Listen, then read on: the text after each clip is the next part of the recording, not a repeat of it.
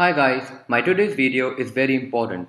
This is because it is on the current monetary system used by almost every country in the world, which is the fiat currency. It is one of the most contemporary and interesting economic topics to learn about.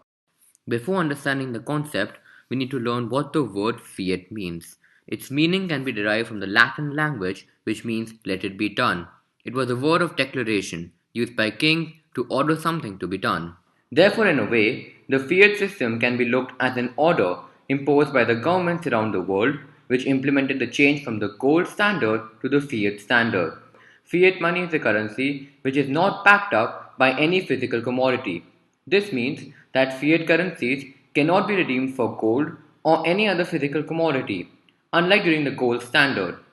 Mostly every country now has a fiat currency. After the gold standard and the Bretton Woods system collapsed, the currencies no longer relied on any commodity, such as gold or silver.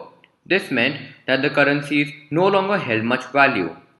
To avoid this from continuing and ensuring the trust of the people in the new currency system, the fiat currency was introduced, in which the currencies were backed up by the government which issued it.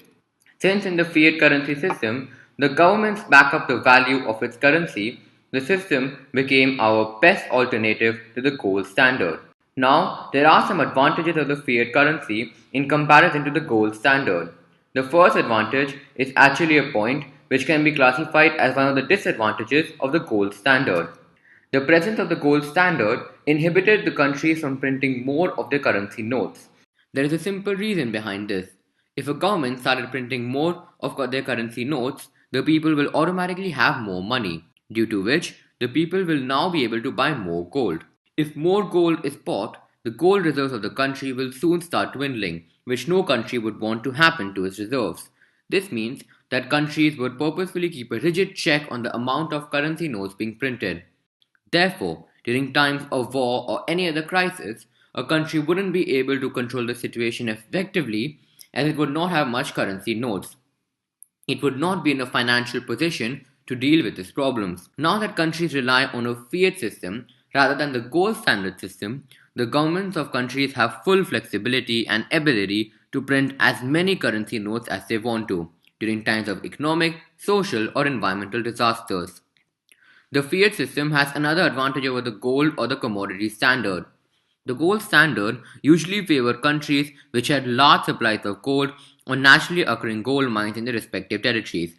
This means that economies of these countries would naturally do well during the gold standard, as gold played a major role in determining the growth of any country during the era of the commodity use currency. This was unfair for those countries which had less supply of gold, as their citizens would have to spend a lot more of their money than the citizens of the countries with strong gold supplies to buy the same amount of gold. This means that in countries with weaker gold supplies, the purchasing power of the people will automatically decline, something a government necessarily doesn't want to happen to its citizens. So, this is how the gold standard was a bit biased. Talking about the fiat system, the value of currencies and the efficiency of governments are no longer judged by external factors such as gold and silver commodities. Under our current monetary system, currencies are controlled by their respective governments, and therefore each country is answerable or in control for its own currency. Such a system is hence more fair for the entire global system, as no outside factor is majorly affecting the economies of specific nations. There are a few disadvantages to our current currency system also. A major drawback of the system is that its survival completely relies on the confidence of the people on the currency and the government of the nation backing it up. There are a lot of trust issues involved in the system as to whether or not the government will be able to keep their citizens' money safe and sound.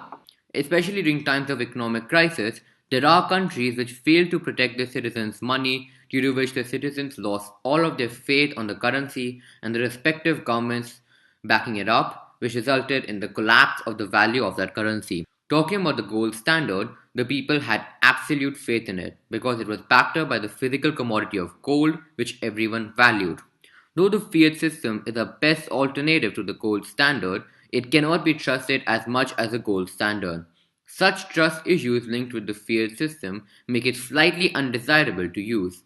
Inflation and hyperinflation can be two serious consequences of the fiat system. Now that the currencies are under direct control of the governments of various nations do tend to print a lot more of their currency notes to primarily fund different projects for economic growth.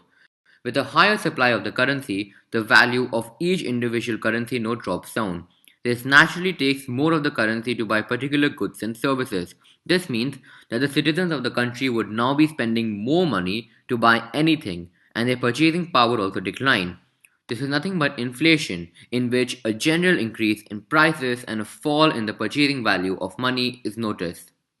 So these were all the advantages and disadvantages of our current monetary system, the fiat currency. Though it is not perfect like the rest of our previous monetary systems, it is the best we have. The sustenance of the system is solely based on our trust and faith in the currencies and the respective governments backing it up. And this is all for the fiat currency.